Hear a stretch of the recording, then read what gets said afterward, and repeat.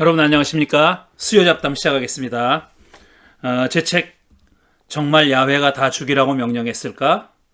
여호수아서의 가나안 정복 이야기. 지난 두 차례에 걸쳐서 여는 글을 읽으며 설명드렸습니다. 오늘부터 이제 본격적으로 내용에 들어가는데, 지난주에 말씀드렸듯이 여호수아서의 가나안 정복 이야기를 읽기 전에 먼저 우리가 선결적으로 해결해야 될 문제가 있습니다. 이게 뭐냐 하면은 우리가 구약성서라고 하는 유대교와 그리스도교의 경전이죠. 특정 종교의 중요한 가르침을 담고 있는 그런 책이죠. 구약성경은 유대교와 그리스도교가 공히 경전으로 가지고 있는 책입니다. 그러니까 신의 뜻이, 하나님의 뜻이 담겨 있는 그런 책이라고, 그런 문서라고 인정하는 겁니다. 이렇게 유대교와 그리스도교가 공통적으로 경전으로 인정하고 있는, 경전의 권위를 부여하고 있는 이 구약성서는 어떤 책이며, 이 구약성서를 어떤 방법으로 읽어야 하는지 하는 겁니다. 그 얘기를 먼저 하지 않으면 안 된다고 말씀드렸습니다. 왜냐하면은 유대교도 그렇지만 그리스도교 안에는 이 경전인 구약성서를 읽는 방법의 편차가 굉장히 큽니다. 아주 극단적으로 문자주의적인, 그러니까 글자 하나하나가 다 하나님의 영감으로 기록되어 있는 하나님의 계시의 말씀이다 라고 믿는, 그래서 역사적으로나 과학적으로나 신학적으로 전혀 오류가 없다, 일말의 오류도 없다고 그렇게 주장하는 쪽과, 그 반대편에는 이 경전이라 할지라도, 구약성경이 그리스도교와 유대교의 경전이라 할지라도 이거는 순전히 인간의 책이다, 인간이 만든 책이다 라고 생각하는, 그렇게 바라보는 입장이 있습니다. 이 양자 간의 격차가 너무 크기 때문에, 편차가 크기 때문에 서로 사실상 대화하기가 어려운 그런 지경이죠. 그런데 저는 이 여호수아서의 가나안 정복 이야기를 어떤 입장을 가지고 어떤 시각으로 이 구약 성경의 여호수아서의 가나안 정복 이야기를 읽겠는가 하는 것을 밝혀야 합니다. 그래서 그 입장이 이해가 되고 동의하진 않더라도, 그 100% 동의한다고 하진 않더라도 이런 눈으로, 이런 시각으로 이 이야기를 읽는구나 하는 것이 이해가 돼야 그 다음에 이야기를 읽을 수가 있습니다. 제가 이 구약 성서를 읽는 방법에 전혀 동의하지 못하는 분들, 그건 아주 잘못된 방법이라고 생각하는 분들은 그 이후에 지금 이 구약 성서 여호수아서의 가나안 정복 이야기를 제가 해석하는 방식대로 동의할 수가 없습니다. 그래서 미리 제가 구약 성서를 어떤 눈으로 보고 있는지, 어떻게 이해하고 있는지 하는 것을 먼저 말씀드리는 겁니다. 그게 2장의 내용이고, 3장은 이런 구약 성서 안에 야훼 하나님이 굉장히 우리 입장으로 보면, 우리 현대인의 눈으로 보면 너무나도 말도 안 되게 폭력적으로, 비합리적으로 그렇게 묘사되고 서술되어 있는 이야기들이 많이 나옵니다. 가나안 정복 이야기도 그 중에 하나죠. 그 가나안 땅에 살고 있는 7 종족에 숨쉬는 것들은 모조리 죽여라. 왜 죽여야 되느냐면 너희가 들어가서 그 땅을 차지하고 살아야 되니까 걔네들은 다 몰살해라, 이런 명령이거든요. 이 명령부터가 일단 현대인의 어떤 윤리적인 도덕적인 눈으로는 쉽게 이해가 안 됩니다. 쉽게 이해가 안 되는 정도가 아니라 동의하기가 어렵죠. 동의할 수가 없죠. 그럼 이 이야기를 어떻게 읽어야 될 것인지, 그런 명령을 내린 야훼 하나님은 어떤 분으로 우리가 이해해야 되는지, 어떤 눈으로 보고 어떻게 믿어야 하는지, 믿게 된다면 어떻게 믿어야 하는지, 또 믿기 전에 어쨌든 어떻게 이해해야 되는지, 이해가 되는지 아니면 이해가 되지 않는지 이것부터 따져야 되는 겁니다. 그래서 구약 성서가 어떤 성격의 책인지, 그다음에 그 구약 성서가 그리고 있는 야훼 하나님이 어떤 신으로 그려주고 있는지 하는 것을 먼저 살펴보려고 하는 겁니다. 그래서 2장과 3장이 그런 내용으로 되어 있습니다. 오늘은 1장과 2장입니다. 본격적으로 1장과 2장. 지난주까지는 여는 글이었고요. 오늘 1장부터 살펴보겠습니다. 1장이 내용이 좀 긴데, 한 번에 다루기 좀 긴데, 그렇다고 두 번에 나눠서 다루기도 좀 애매합니다. 그래서 조금 길지만 오늘 1장 내용을 한번 다 같이 끝까지 살펴보도록 하겠습니다. 자, 시작하겠습니다. 구약 성서는 하나님의 말씀을 사람이 기록한 책이라는 소제목이 붙어 있습니다. 기독교와 유대교에서 구약 성서는 하나님의 말씀이 기록된 책이다, 이렇게 받아들이고 있습니다. 하나님의 말씀이 기록된 그런 문서, 그런 책, 문서의 모음이죠. 정확하게 얘기하면은 유대교는 이 그리스도교가 구약 성서라고 부르는 이 책을 타낙이라고 부릅니다. 타낙은 토라, 느빔, 케투빔, 그러니까 오경, 예언서, 성문서, 이거를 첫 글자만 따서 타낙이라고 부릅니다. 그러니까 구약 성서와 똑같은 겁니다. 그게 유대교에서는 우리가 구약 성서라고 부르는 그 39개의 문서를 타낙이라고 부르고, 또 책의 배열도 다릅니다. 우리는 말라기가 제일 마지막에 나오지만 이 역대기가 제일 마지막에 나옵니다. 이 유대교 성경에서는 배열이 달라요. 똑같이 39권 똑같은 문서가 구약 성서 또는 타낙을 구성하고 있는데 순서가 좀 다릅니다. 배열이 다르죠. 배열도 다르지만 하나님의 계시의 책이라고 믿는 점에서는 기독교와 유대교가 똑같습니다. 하나님의 계시가, 그러니까 하나님의 뜻이 당신의 백성을 향한 혹은 인류를 향한 하나님의 뜻이 담겨있는, 계시로 담겨있는 그런 책이라고 믿고 있습니다. 구약 성서를 계시된 하나님의 말씀을 기록한 책으로 믿는다고 해도 그 계시가 첫째로 어떻게 주어졌는지, 어떤 방법으로, 어떤 경로로 주어졌는지, 그 다음에 두 번째로는 이 책이 어떻게 쓰여졌는지, 어떤 과정을 거쳐서 쓰여졌고 어떻게 쓰여졌는지, 또 어떻게 전승되어서 우리 손에까지 이르게 됐는지 하는 것에 대해서는 의견이 다양합니다. 그러니까 계시의 말씀은 말씀인데 그 계시가 어떻게 전달됐는지, 그래서 어떻게 지금 형태의 책으로 기록됐는지, 이런 것에 대한 견해가 아주 다양하다는 얘기입니다.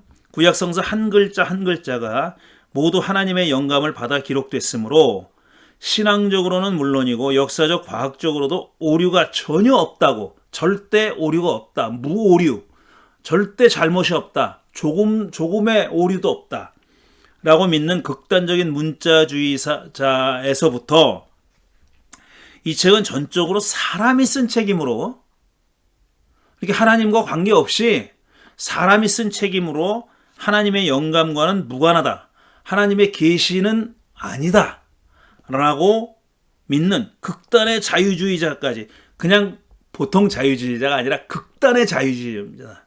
자유주의도 스펙트럼이 넓어요. 그러니까 이렇게 전적으로 구약 성서는 사람이 쓴 책이고 하나님과는 아무 상관도 없다라고 믿는 그런 자유주의자가 있지만 소수입니다. 그런데 그와는 좀 차이가 있는, 다르게 보는 자유주의자도 있다는 얘기입니다. 스펙트럼이 매우 넓습니다. 양극단 간에는 의미 있는 대화가 불가능한 게 현실입니다. 양극단 간에는, 그러니까 아주 1.1획도 오류가 없는 하나님의 영감의 말씀이다, 신앙적으로나 역사적으로나 과학적으로도 다 맞다, 다 옳다라고 믿는 사람들과 전적으로 인간의 책임으로 하나님과 무관하다라고 믿는 사람 간에는 의미 있는 대화가 불가능합니다. 그래서 사실 수십 년 전까지만 해도 미국의 성서학회 모임이 소위 말해서 좀 오픈 마인디드되고 자유로운 성서학자들의 모임과 아주 보수적인 학자들의 모임이 따로 있었어요. 지금도 사실 따로 있습니다. 그런데 지금은 아주 보수적인 학자들도 중도 혹은 자유로운 학자들의 성서학회, 소위 그 SBL이라고 하는 모임에 많이 참여합니다. 근데 한 50년 전, 3, 40년 전만 해도 따로 모였어요. 그러니까 보수주의자들은 이쪽에 조금 자유주의적인 색채를 가지고 있는 역사 비평학을 받아들이는 그런 학자들의 모임에 오지 않았습니다. 지금은 그렇지 않죠. 물론 근데 자유주의적인 사람이 보수주의적인 학회에 가지 않는 것은 여전합니다. 대체로 그래요. 그리고 사실 유대교인들과 그리스도인들도 따로 모였습니다. 그런데 지금은 이 SBL이 사실 기독교 배경인데, 그 그리스도교 배경인데 거기 유대교 학자들도 많이 오고 오히려 어떤 의미에서는 상당히 많은 파워를 가지고 있죠. 지금은 주도권을 가지고 있다고까지는 말 못해도 굉장히 깊이 참여하고 있고 폭넓게 참여하고 있습니다. 물론 유대교 학자들이 따로 모이는 그런 학회도 따로 있고요. 또 가톨릭 학자들이 모이는 학회도 따로 있고 그렇습니다. 전자는 후자를 인본주의, 불신앙의 극치라고 폄하하고, 그러니까 문자주의자들은 자유주의자를 인본주의자다, 불신앙이다, 신앙이 없는 놈들이다 이렇게 폄하하고, 후자는 전자를 가리켜, 그러니까 자유주의자들은 보수주의자들, 문자주의자를 가리켜서 앞뒤가 꽉 막힌 비상식적, 비이성적인 문자주의자로 낙인 찍습니다. 그래서 상종을 오랫동안 안 해왔다는 겁니다. 사실 지금도 그 간격은 상당히 넓게 존재합니다. 양자가 합의하는 방향으로의 건설적인 대화는 거의 불가능하다고 봐야 됩니다. 그런데 대부분의 학자들은 소위 주류라고 하는 학자들은 양극단 사이 어디쯤에가 자리 잡고 있습니다. 조금 보수적인 경향을 갖는 학자도 있고 조금 더 자유주의적인 경향을 갖는 학자도 있지만 어쨌든 양극단은 아니에요. 양극단은 아닙니다. 그런데 제가 이 책을 쓰기 위해서 공부를 하다 보니까 이 가나안 정복 이야기, 여호수아서의 정복 이야기를 문자주의적으로 읽는 학자들도 있더라고요, 여전히. 그것도 오래전에 활동했다가 지금 다 고인이 된 학자가 아니라 지금도 살아있는 학자들, 아니면 한 수십 년 사이에 상당한 그 보수적인 학계에서 영향력을 발휘했던 학자들 가운데 정말 그 가나안 정복 이야기를 문자 그대로, 글자 그대로 믿는 학자들도 있더라고요. 그러니까 그들의 주장은 뭐냐면은 좀 믿어지지가 않는데, 하나님이 죽이라 그랬으면 죽이라 그러는 거다. 그리고 하나님의 명령이니까 당연히 그렇게 하는 것이 전혀 어떤 문제가 없다. 이렇게 주장하는 사람들이 있어요. 그런 사람들 중에서는 이 보수주의적인 학계에서는 누구라고 이름만 말하면 다 알 수 있는 그런 아주 널리 알려진 영향력이 큰 학자들도 있습니다. 저는 좀 깜짝 놀랐어요. 이게 제가 관심을 많이 갖고 있는 그런 그쪽 사람들은 아니기 때문에 전 잘 몰랐는데, 이번에 이 공부를 하면서 양쪽 이야기를 다 읽고 공부하게 되니까 그쪽 사람들은, 그러니까 좀 보수적인 사람들은 이렇게까지 주장하는구나 하는 것을 알고 좀 놀랐습니다. 21세기에 말이죠. 필자의 입장에서 구약성서는, 제가 구약성서를 바라보는 그런 입장입니다. 하나님의 뜻을 담은 계시를 영감받은 사람이 적은 글이라고 믿습니다. 저는 하나님의 뜻이 담긴 계시가 주어졌어요. 그런데 그 계시를 받은 사람은 뭐냐면 영감받은 사람이, 그러니까 이게 하나님의 계시라는 그런 신뢰를 갖고 있는 사람. 예를 들어 하나님의 계시가 왔는데 그거를 계시로 받아들이지 않은 사람은 여기 참여하지 않았어요. 그런데 그걸 하나님의 계시로 받아들인 그런 어떤 영감을 가지고 있는 사람이 적은 글. 그러니까 글은 누가 적었느냐 하면 사람이 적은 겁니다. 계시를 주신 분은 신이에요. 하나님이에요. 하나님이 주신 계시를 그 뜻에 부합하는 사람이, 그러니까 계시를 받도록 선정이 됐거나 아니면 자기가 영감을 받았거나 아니면 거기에 이렇게 경도된 사람이 그 계시를 받아서 인간의 글로 적은 거. 적은 문서, 이게 구약성서다 이겁니다. 필자는 양극단의 견해 모두에 동의하지 않습니다. 구약성서에는 하나님의 계시가 담겨 있습니다. 저는 이거를 분명히 믿습니다. 그런데 하나님의 계시가 담겨 있다는 것을 남에게 설득할 수는 없어요. 저는 그렇게 믿는데 이걸 남이 이렇게 보편적인 그 사람도 받아들일 수 있는 어떤 그 같은 프레임 하에서 같은 개념을 사용해서 설명하기는 힘들어요. 그걸 설명이 된다면은 그 사람은 나랑 같은 프레임을 가지고 있는 사람입니다. 그런데 나랑 같은 생각을 가지고 있지 않은 사람에게 성경은 하나님의 계시를 담고 있는 책이다라는 말을 설득할 수는 없어요. 왜냐하면 내가 그걸 입증을 못하거든, 증명을 못하거든요. 그걸 증명할 수 있는 방법은 없습니다. 저는 그걸 믿는 거죠. 저는 믿지만 안 믿어지는 사람을 억지로 믿게 할 수는 없다 이런 얘기예요. 반대로 이걸 믿는 저를 누군가 설득해가지고 안 믿게 만들 수도 없어요.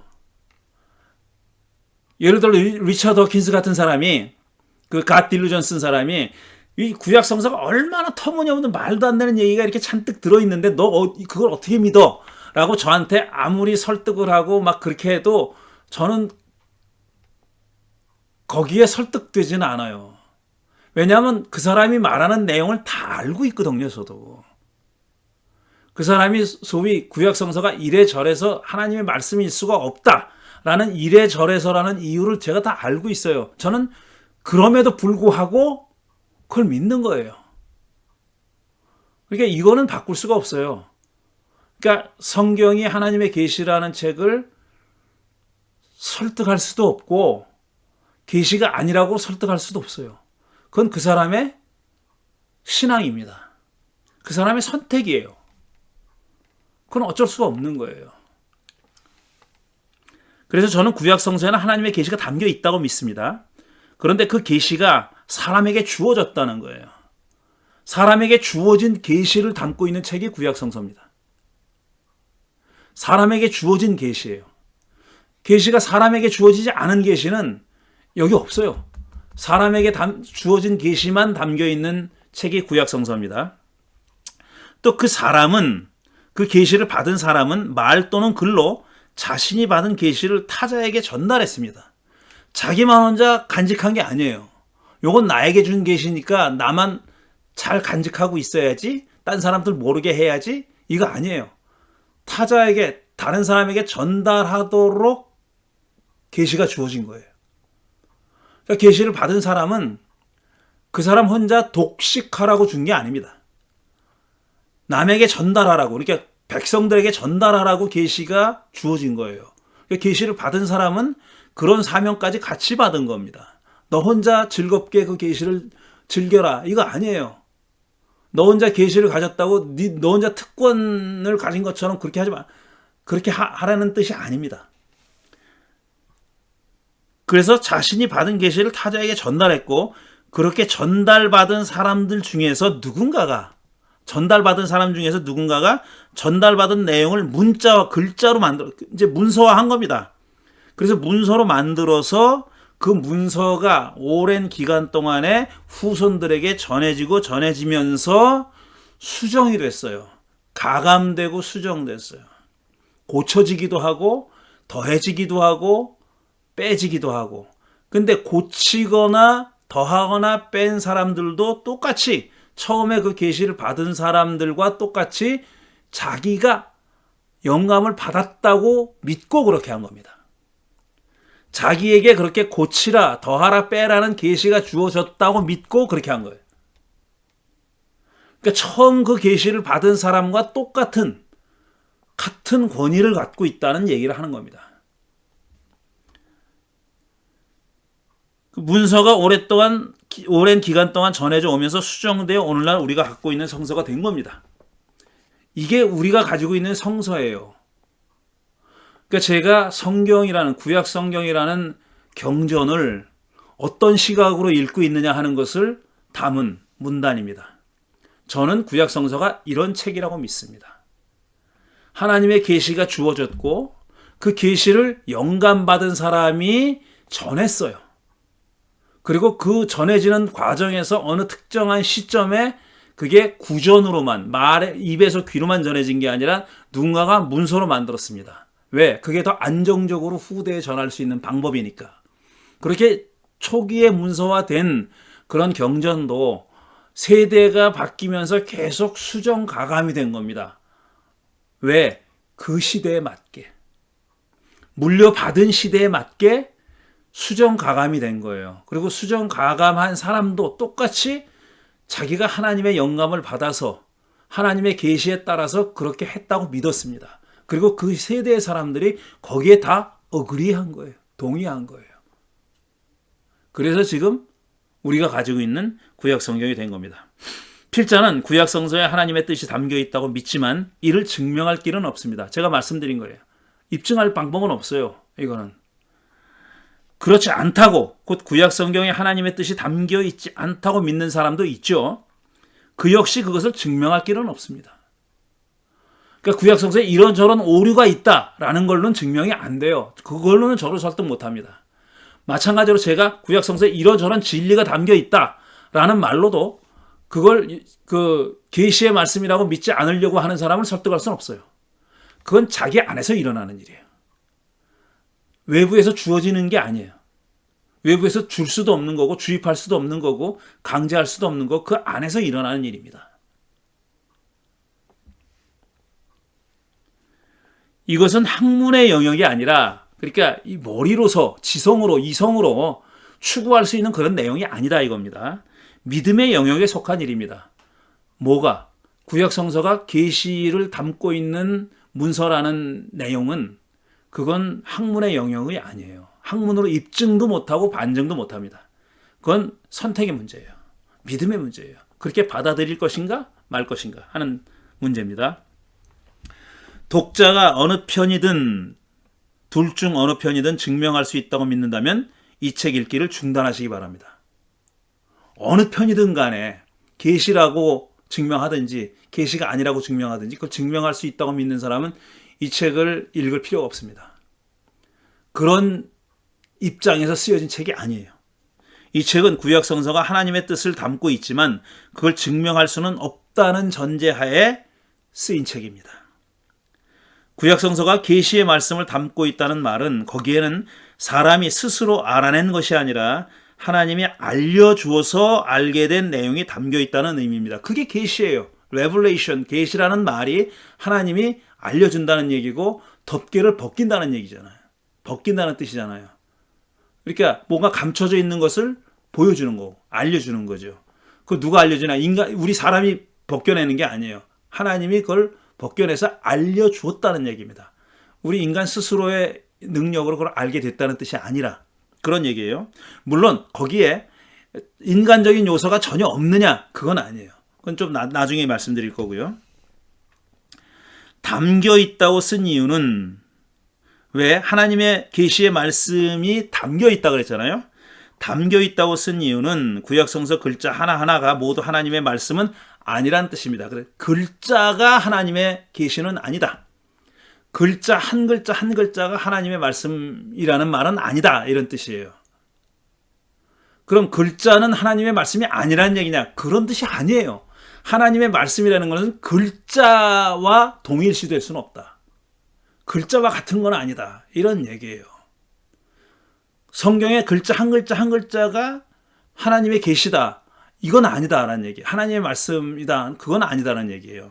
그런 식으로 하나님의 말씀이 구약 성서에 담겨 있는 것은 아니다라는 얘기입니다. 하나님의 말씀과 사람의 말이 기계적으로 섞여 있어서 나누려면 나눌 수 있다는 의미도 아닙니다. 여기는 하나님의 말씀이고 여기부터는 아니다. 이렇게 나눌 수 있다는 뜻도 아닙니다. 그런 뜻도 아니에요. 구약 성서는 어떤 방법으로든 사람에게 전달된 하나님의 뜻을 사람들이 지성, 감성, 영성 등 그가 갖고 있는 모든 정신 능력을 동원해서 이해하고 해석해서 쓴 문서입니다. 하나님의 계시가 영감 받은 사람에게 어떻게 전달됐는지 하는 것은 우리가 알 수 없어요. 근데 구약 성서는 어떻게 쓰여 있냐 하면은 마치 하나님이 하늘에서 불러줘서 받아 쓴 것처럼 돼 있어요. 근데 그것은 일종의 형식입니다. 형식이지 실제로 그런 일이 벌어졌다. 저는 그렇게 믿지 않는다는 얘기예요. 하나님이 한 글자 한 글자 하늘에서 불러준 것을 모세가 됐든 이사야가 됐든 사무엘이 됐든 누가 됐든 구약성서의 저자들이 그거를 그대로 불러주는 대로 받아 써서 문서화된 게 아니다, 이런 뜻이에요. 물론 예언서, 특히 예언서에는 그런 형식으로 쓰여져 있습니다. 야훼께서 가라사대, 그 다음에 따옴표가 나오죠. 그건 하나님이 불러준 말씀을 적은 것처럼 돼 있어요. 그런 형식으로 쓰여 있습니다. 하지만 실제로 벌어진 일은 그렇지 않다라는 게 제 얘기예요. 그럼 저는 왜 이렇게 믿고 있느냐? 조금 이따 얘기하겠습니다. 왜 이렇게 믿는지. 하나님의 불러준 내용을 그대로 받아 적은 글이 아니므로 어디까지가 하나님의 말씀이고 어디부터 사람의 말인지 구분하는 것은 불가능합니다.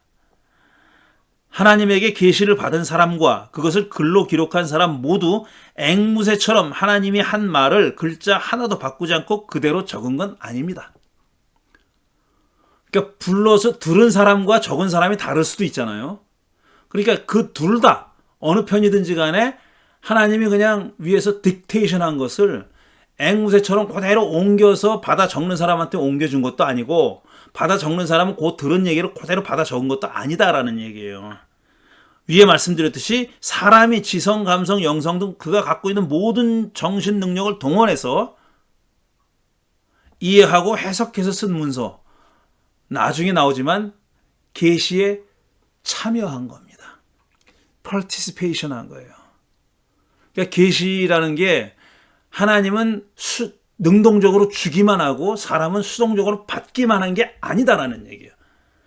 참여적 계시, 참여하는 계시에 인간이 참여했다는 얘기입니다. 그러니까 하나님과 사람이 합작품이다 이겁니다. 이게 계시고 흔히 우리가 얘기하는 레벨레이션 계시고 그 계시가 적힌 글이 성경이다. 이런 얘기를 하는 겁니다. 야훼께서 이렇게 말씀하셨다라는 선언에 이어진 말, 곧 성서가 인용부호 안에 넣은 말도, 그러니까 본래 히브리 성경에는 인용부호 같은 거 없습니다. 번역 성경이 다 인용부호로 집어넣은 거예요. 그런 말도 예언자가 귀로 들은 말을 그대로 받아 적은 것이 아니라 그 나름대로 이해하고 해석해서 내놓은 말입니다.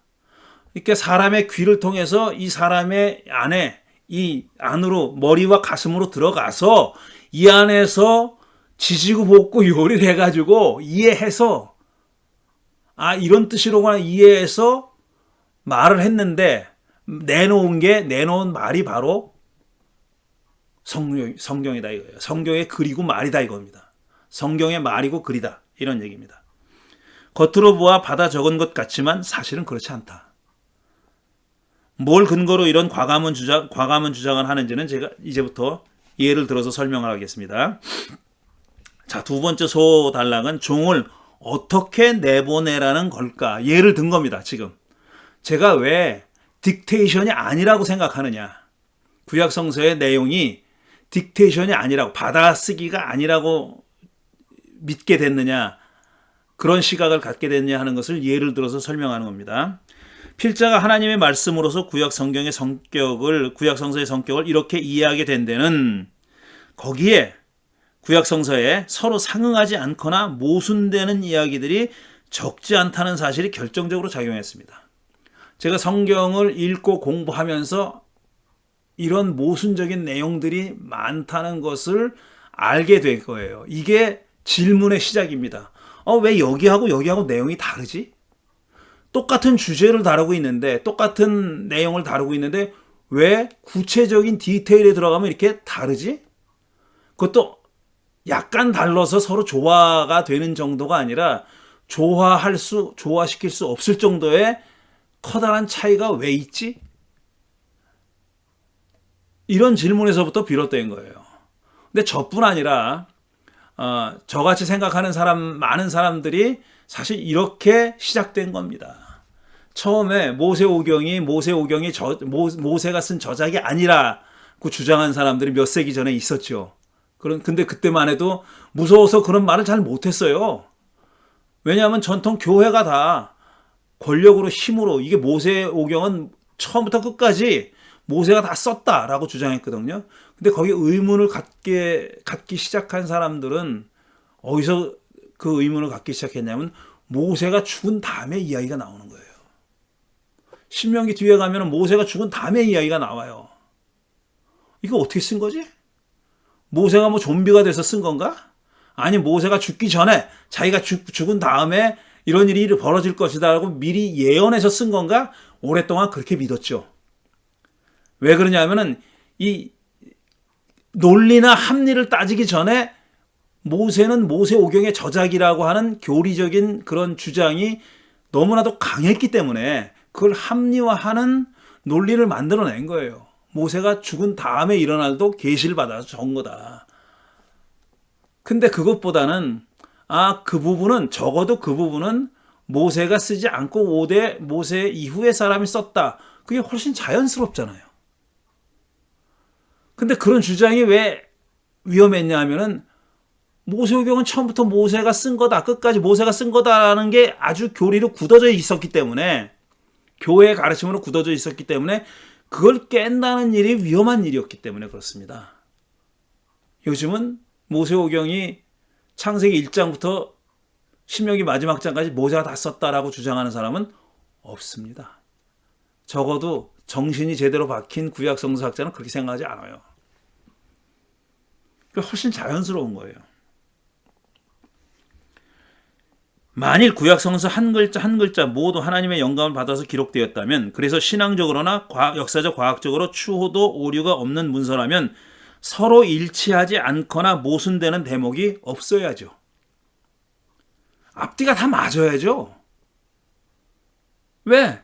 오류 없는 하나님의 말씀이라니까. 역사적 과학적으로뿐 아니라 신앙적으로뿐 아니라 역사적 과학적으로도 오류가 없다면은 딱딱딱 맞아 들어가야 되잖아요. 근데 실제로는 그렇지 않은 겁니다. 그런데 실제로는 그렇지 않습니다. 구약성서 안에는 서로 상응하지 않는 얘기들이 많습니다. 히브리 종에 관한 규정을 예로 들어서 제가 설명해 보겠습니다. 자, 출애굽기에는 동족인 히브리인을 종으로 삼는 데 대한 다음과 같은 규정이 있습니다. 원래는 히브리인들을 종으로 삼으면 안 돼요. 그게 대원칙이에요. 하지만 시간이 흐르면서 그런 일이 생겼습니다. 빚이 많거나 아니면 흉작이 됐거나 뭐 그래가지고 먹을 게 없어가지고 이제 타인의 같은 동족의 종이 되는 경우가 생겼습니다. 그런데 물론 그 종도 안식년, 신년이 되면은 빚을 탕감받거나 종들이 해방되는 그런 규정이 있어요. 그러나 그 안식년, 신년 되기 전에는 종노릇을 해야 되는 겁니다. 그런데 그 종을 해방시켜야 하는 경우가 있는데 거기에 관한 규정입니다. 그것에 관한 규정이 두 군데 나오는데 내용이 좀 달라요. 아니, 좀 다른 게 아니라 많이 달라요. 처음으로 출애굽기 21장에 나오는 내용입니다. 이렇게 돼 있어요. 너희가 히브리 종을 사면 그는 6해 동안 종살이를 해야 하고 7해가 되면 아무런 몸값을 내지 않고서도 자유의 몸이 된다. 잘 기억하셔야 됩니다. 그가 혼자 종이 되어 들어왔으면 혼자 나가고 아내를 데리고 종으로 들어왔으면 아내를 데리고 나간다. 그러니까 혼자 들어왔으면 혼자 나가야 돼. 혼자 들어와서 결혼을 했잖아요. 아내가 생겼잖아요. 그런 경우에는 나갈 때는 혼자 나가라는 겁니다. 아내는 남편 따라 나가지 않아요. 그런데 들어올 때부터 결혼해가지고 아내가 있었으면 나갈 때도 아내를 데리고 나가라, 이런 얘기입니다. 그러나 그의 주인이 그에게 아내를 주어서 그 아내가 아들이나 딸을 낳았으면, 제가 첫 번째 경우 얘기한 거죠. 그 아내와 아이들은 주인의 것이므로 그는 혼자 나간다. 혼자 들어와서 종노릇을 하다가 결혼해가지고 아내도 생기고 자식도 생겼어요. 그러면 나갈 때는 혼자 나가라. 아내와 자식은 못 데리고 나간다. 그건 주인의 소유다, 이거예요. 그러나 그 종이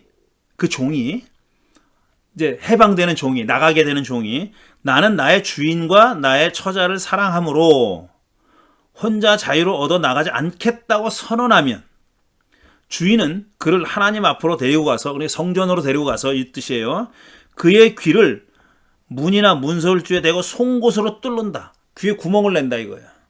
그러면 그는 영원히 주인의 종이 된다. 그는 해방되지 않는다 이거야. 나는 주인도 좋고 내 식구들이 좋아서 나 혼자 나가는 건 싫어. 그러면은 영원히 그 집의 종이 되는데, 그럼 성전에 데리고 가가지고 귀에다가 구멍을 뚫어라 이겁니다. 송곳으로 뚫으면 영원히 그 집의 종이 되는 겁니다. 자, 그런데 이런 똑같은 규정이 신명기에도 있습니다.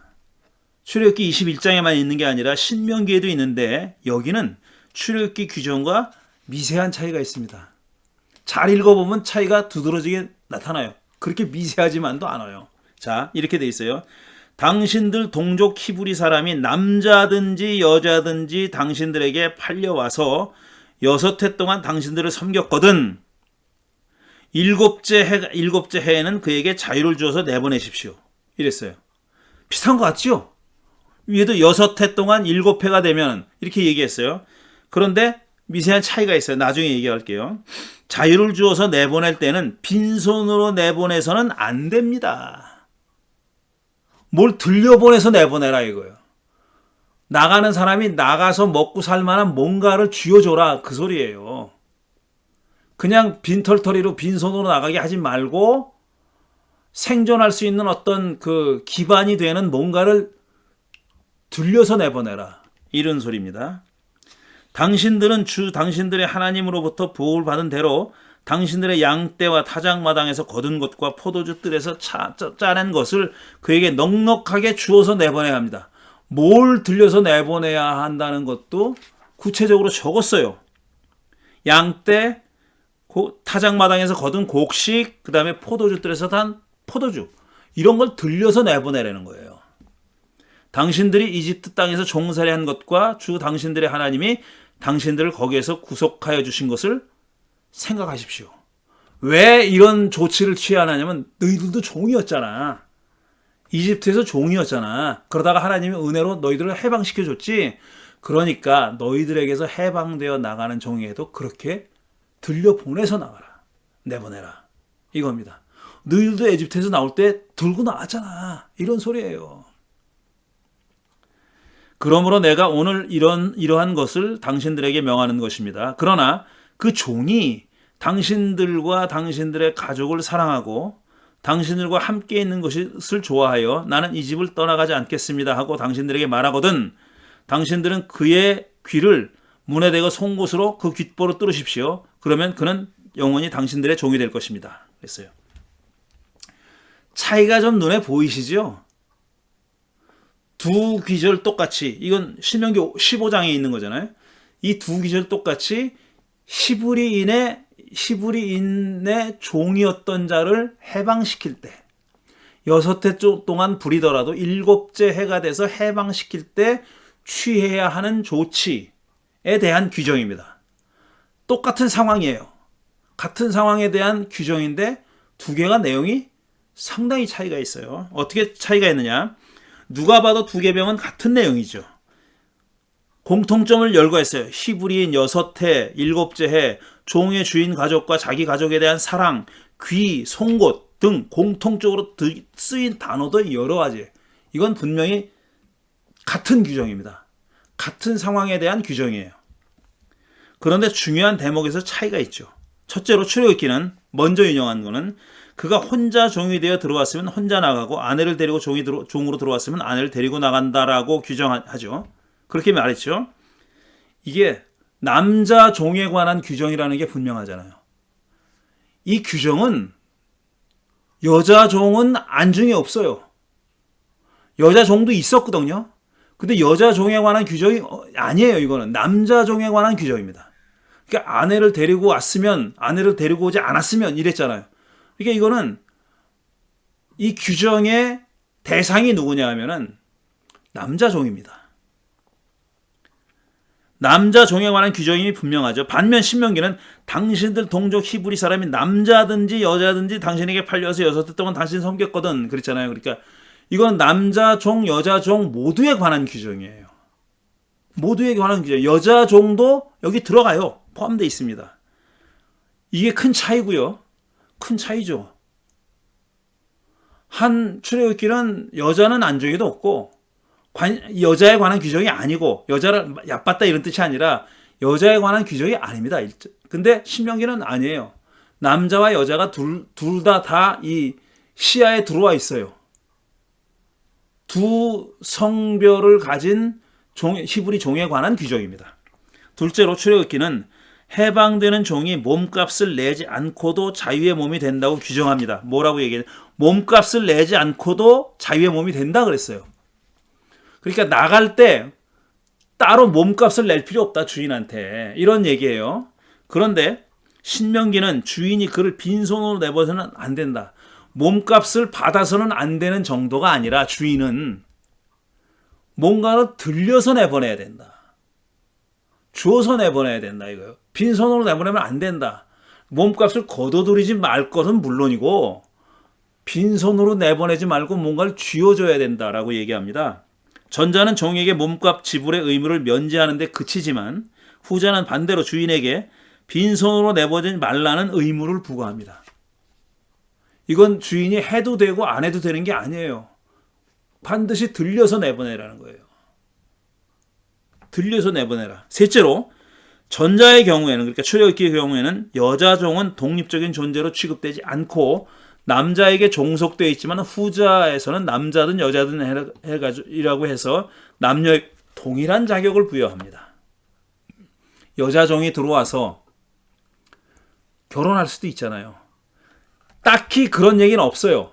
거기는 남자가 여자와 결혼하는 얘기만 그런 그 상황만 얘기하고 있는 것처럼 보이지만 반대도 마찬가지입니다. 그때도 똑같이 하라는 얘기예요. 두 규정을 동시에 지킬 수는 없습니다. 그렇죠. 너무 달라요. 너 몸값 받지 마. 그거 하고 듬뿍 안겨줘서 내보내. 이거 둘이 동시에 지킬 수는 없는 겁니다. 히브리 종을 놓아줄 때 그렇습니다. 주인은 어떻게 하라는 얘기예요?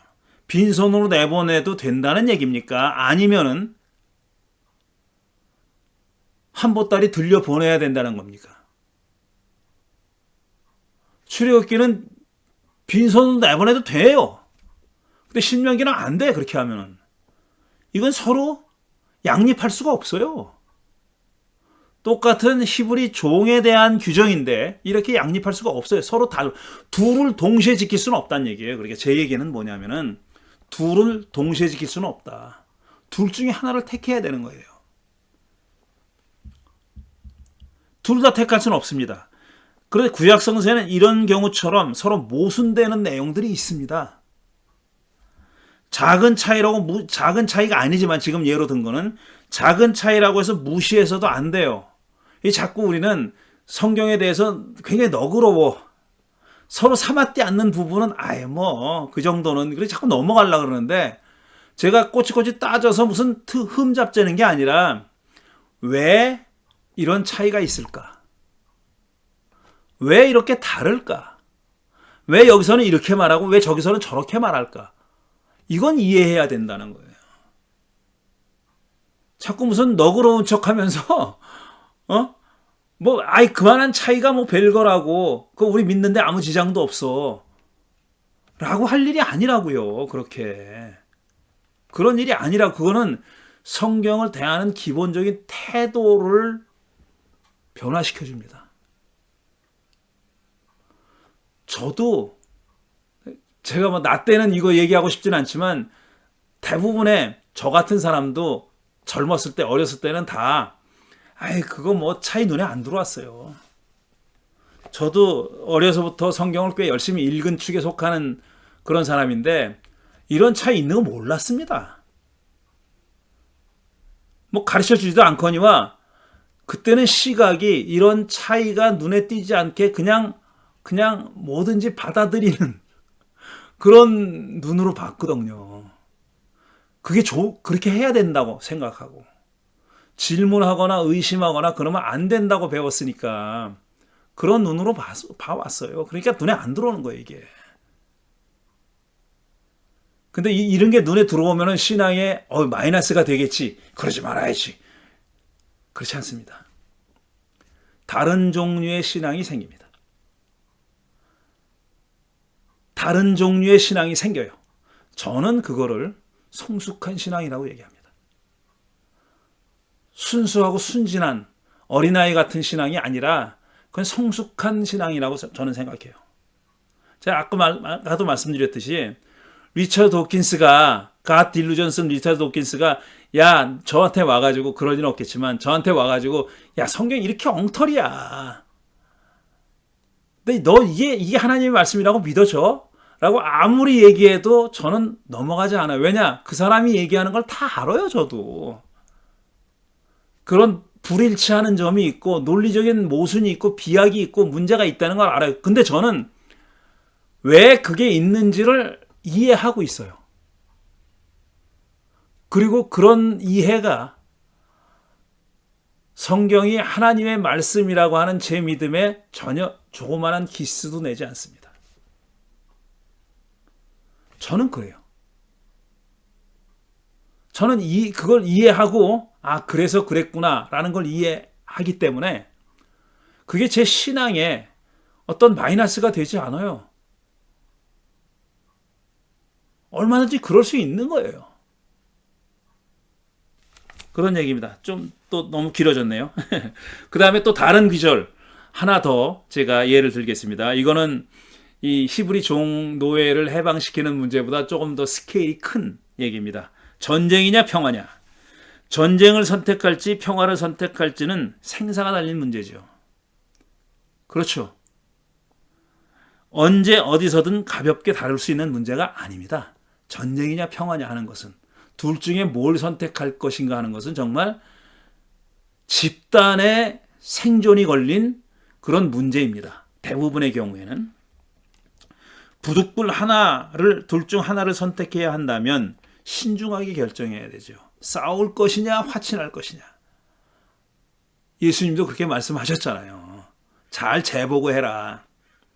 구약성서가 이에 대해서 모순된 주장을 한다면 어떻게 할 겁니까? 전쟁이냐 평화냐에 대해서 서로 모순적인 주장을 한다면 우리가 어떻게 할 거냐고요. 자, 이사야 2장 4절을 보면 주님께서 민족들 사이의 분쟁을 판결하시고 뭇백성 사이의 갈등을 해결하실 것이니 그들이 칼을 쳐서 보습을 만들고 창을 쳐서 낫을 만들 것이며 나라와 나라가 칼을 들고 서로를 치지 않을 것이며 다시는 군사훈련도 하지 않을 것이다. 그러니까 전쟁이 아니라 평화죠. 칼을 쳐서 보습을 만들고 창을 쳐서 낫을, 그러니까 무기를 쳐서 농기구를 만든다 이런 얘기예요. 그러니 나라와 나라가 칼을 들고 싸우지 않을 것이다 이렇게 얘기했어요. 그러니까 전쟁이 아니라 평화란 뜻입니다. 또 미가서 4장 3절도 이렇게 돼 있어요. 주님께서 민족들 사이의 분쟁을 판결하시고 원근 각처에 있는 열강 사이의 갈등을 해결하실 것이니 나라마다 칼을 쳐서 보습을 만들고 창을 쳐서 낫을 만들 것이며 나라와 나라가 칼을 들고 서로를 치지 않을 것이며 다시는 군사훈련도 하지 않을 것이다. 거의 글자 그대로 똑같죠. 조금 아까 바로 전에 읽은 이사야 2장하고 거의 글자 그대로 똑같아요. 미가 4장과 이사야 2장은 거의 글자 그대로 같습니다. 무기를 쳐서 농기구로 만들라는 거예요. 그런데 요엘서 3장 1절을 보면은 보습을 쳐서 칼을 만들고 거꾸로예요. 농기구를 쳐서 무기를 만들어라. 낫을 쳐서 창을 만들어라. 병약한 사람도 용사라고 외치고 나서라. 병 들었다고 빼지 말고 너희도 용사라고 외치고 나서라. 전쟁에 나서라 이겁니다. 평화가 아니다 전쟁이다. 이게 요엘서의 주장이에요. 이 세 구절 모두 칼과 보습, 창과 낫이 짝을 이루고 있죠. 이사야서와 미가서는 칼을 쳐서 보습을 만들고 창을 쳐서 낫을 만들라고 하고, 그러니까 전쟁을 그치고 평화를 추구하라는 메시지가 이 두 예언서에는 담겨 있습니다. 그런데 요엘서는 이를 완전히 180도 뒤집습니다. 보습을 쳐서 칼을 만들고 낫을 쳐서 창을 만들래요. 평화는 생각하지 말고 전쟁을 하라는 얘기입니다. 병약한 자도 용사가 돼서 나서라 이렇게 얘기하잖아요. 오죽하면 모르겠어요. 병자도 나서라 이겁니다. 병자도. 이 모순을 도대체 어떻게 이해해야 되느냐 하는 겁니다. 전쟁을 해야 됩니까? 아니면 평화를 추구해야 됩니까? 이사야와 미가는 평화를 추구하라 그러고 요엘은 전쟁하라 그럽니다. 어디를 따라갈 거예요? 어느 편을 따를 겁니까? 지금 우리가 전쟁이냐 평화냐 하는 기로에 놓여 있다 할 때 하나님의 말씀으로부터 우리가 지침을 받으려고 할 때 어디를 읽어야 되냐 이거예요. 이사야나 미가입니까? 아니면 요엘입니까? 세 구절을 평면적으로만 읽으면 문제를 해결할 수가 없습니다. 히브리 종을 놓아줄 때 빈손으로 내보내는 게 옳을지 재물을 주고 보내는 게 맞는지 알 수 없는 것처럼 평면적으로만 보면은 똑같이 다 비중이 있는 거예요. 전쟁과 평화, 우리가 다 택할 수 있는 그런 옵션 중에 하나라는 겁니다. 그러면은 어느 걸 택할까? 내가 내 입맛에 맞춰? 그러라는 얘기인가? 그럼 하나님의 계시를 우리가 읽을 필요도 없죠. 알려고 할 필요도 없는 거죠. 어차피 내 입맛대로 할 건데 뭐. 부시가 중동 전쟁할 때 자기 머리맡에 저명한 목사의 설계집을 놓고 밤마다 읽었대잖아요. 뭘 읽었나? 뭘 읽고 그 땅에 그렇게 쳐들어갔을까? 그리고 정말 사악한 전쟁을 벌였냐 이겁니다. 그는 성경이라고는 안 하고 저명한 목사의 설교집이라고 그랬어요. 그걸 성서처럼 읽은 겁니다. 그걸 하나님의 말씀처럼 받아들이고 했다는 거예요, 자기가. 물론 저는 그 말도 믿지 않지만요. 칼과 창을 녹여서 보습과 낫을 만드는 것과 보습과 낫을 녹여서 칼과 창을 만드는 것, 어느 편이 야훼의 뜻에 맞는지 겉으로만 봐서는 판단할 수 없습니다. 동일한 하나님의 말씀이니까. 평소에는 언어 게임이라고 봐줄 수 있겠지만 실제로 전쟁에 직면한다면 얘기가 달라집니다. 둘 중에 하나 택해야 되는 그런 현실에 놓인다면은 이게 무슨 말장난이 될 수가 없는 거죠. 자, 그런데 구약 성서는 19세기부터 본격적으로 역사 비평학이라는 성서 연구 방법을 발전시켜 왔습니다.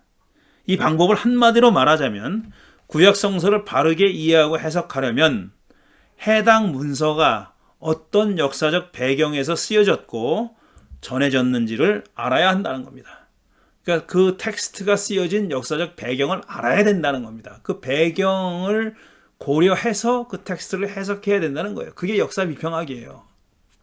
비평이란 말이 좀 마음에 안 들어가지고 오랫동안 사용되지 않았는데 어쨌든 그런 얘기입니다.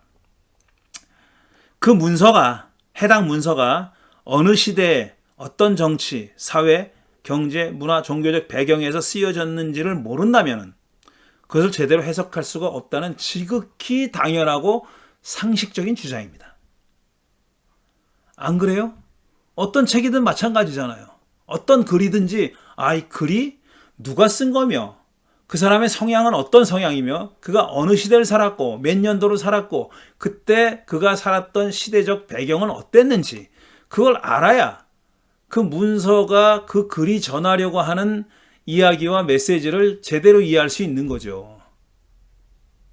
너무나 상식적인데 성경을 연구하는 데는 너무나도 오랫동안 이 상식이 통하지 않았다고요.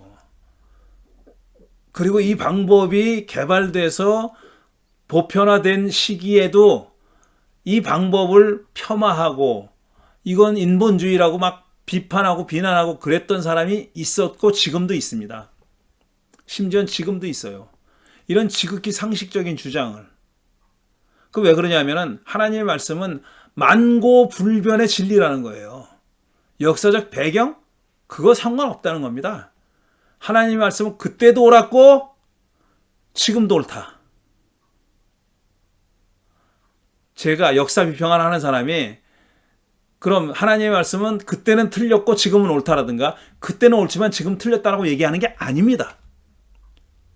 근데 마치 역사 비평학을 비난하는 사람은 그들이 그런 주장을 하는 것처럼 그렇게 억지 주장을 해요.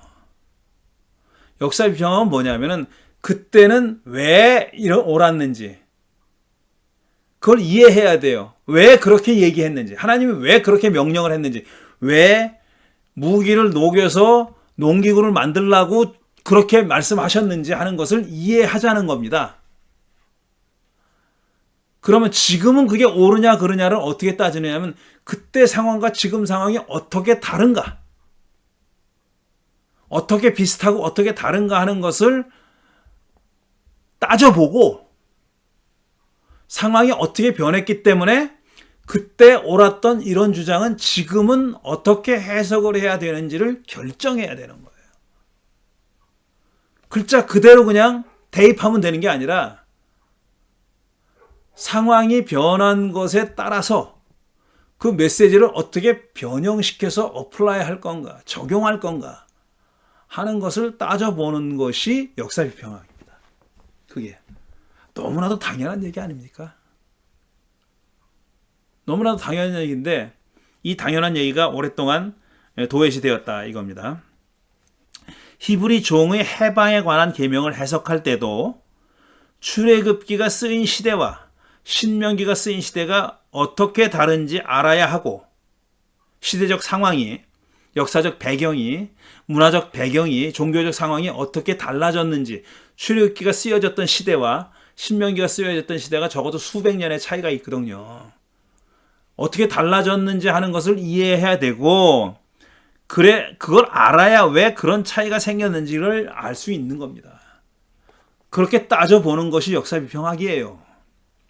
이사야서와 미가서 그리고 요엘서가 쓰인 시기와 시기의 역사적 배경을 알아야 왜 이렇게 상반되는 주장이 야훼의 이름으로 선포됐는지를 납득할 수 있다는 겁니다. 요엘과 미가, 이사야는 뭔가 달라진 시대, 그러니까 세월이 굉장히 길어야 달라지는 건 아니에요. 아주 짧은 시간 안에도 상황이 급변할 수 있잖아요. 그러니까 그렇게 급변하는 어떤 모멘텀이 있었기 때문에 이렇게 상반되는 주장을 한다고 그렇게 짐작하고 뭐가 달라졌느냐 하는 것을 따져보는 게 성경 연구하는 사람의 자세다 이겁니다. 그렇게 해야 되는 거다라는 얘기입니다. 언제나 창칼을 들어야 하는 것은 아니고 언제나 창칼을 녹여서 보습과 낫을 만들어야 하는 것도 아닙니다. 그게 만고불변의 진리는 아니에요. 무기를 들고 전쟁을 해야 될 때가 있고 농기구를 들고 농사를 지어야 할 때가 있죠.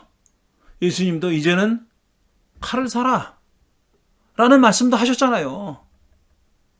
한쪽 뺨을 때리면 다른 쪽 뺨을 들이대라 라는 말씀을 하셨지만 또 이제는 칼을 사라 라는 말씀도 하셨어요. 왜 이런 상반되는 말씀이 같은 사람에게서 나왔느냐, 같은 분에게서 나왔느냐, 뭐가 달라졌기 때문에 이렇게 나왔느냐, 이걸 따져 묻는 게 성서를 공부하는 사람의 자세입니다. 때와 상황을 고려하지 않고 텍스트를 평면적으로만 읽으면 왜 일치하지 않는지, 어떻게 해야 모순을 해결할 수 있는지를 절대로 이해할 수 없습니다. 그래서 가나안 정복 이야기도 왜 이런 이야기가 어떤 역사적 배경에서 나왔는지 하는 것을 따져 물어야 된다라는 얘기입니다. 글자만 따라가지 말고, 글자만 따라가도 모순이 있어요, 그 안에. 그런데 그것보다 더 중요한 것은 어느 시대에 이 글이 쓰여져서 어떤 역할을 했는지, 그걸 따져봐야 된다는 겁니다. 자, 그 다음에 어떻게 영감을 받았을까? 아이고, 이거 다 못하겠네, 아무래도. 그렇네요. 지금 뭐 거의 1시간 가까이 했는데 아무래도 여기서 중단해야 되겠습니다. 제가 사실 이 책이 사람 읽는 사람마다 차이가 있겠지만 그렇게 쉽게 읽히는 책은 아닙니다. 이건 제가 잘못 썼기 때문이기도 해요. 제가 이 책을 쓴 목적은 어느 정도 성서에 대한 관심을 가지고 있고, 구약 성서에 대한 관심을 가지고 있고, 또 구약 성서가 정말 말하려고 하는 게 뭔지, 또 특별히 이 여호수아서의 가나안 정복 이야기라고 하는 정말 그 난감한 신자로서 정말 글자 그대로 받아들이기 힘든 난감한 이야기를 어떻게 읽어야 하는가라는 고민을 해본 분에게 이렇게 읽읍시다라고 제안하는 책이거든요. 그런데 그 제안을 가급적이면은 전문적인 성서 지식을 가지고 있지 않은 사람이라 할지라도 주의 깊게 이 책을 읽으면은 이해할 수 있을 정도로 쓴다고 노력한 겁니다. 그리고 좀 더 깊이 들어가고 싶으신 분에게 챕터마다 각 장 말미에 제가 이 챕터를 쓰기 위해서 참고한 이런 그 책들이나 논문들이나 이런 것들은 이런 것이 있습니다. 더 읽어보고 싶어 하는 사람은 그런 것을 찾아서 읽을 수 있도록 그렇게 안내를 하는 겁니다.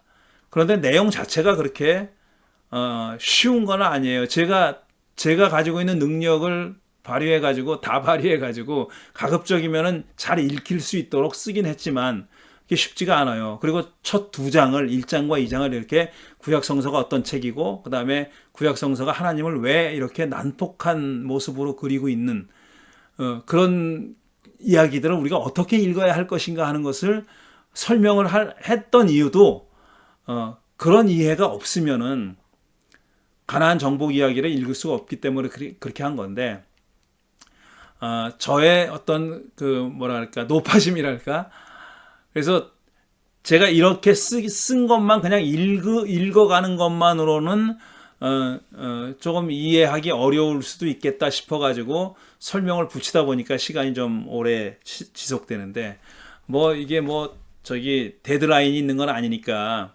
우리가 계속 그냥 읽을 수 있는 대로 차근차근 읽어가려고 합니다.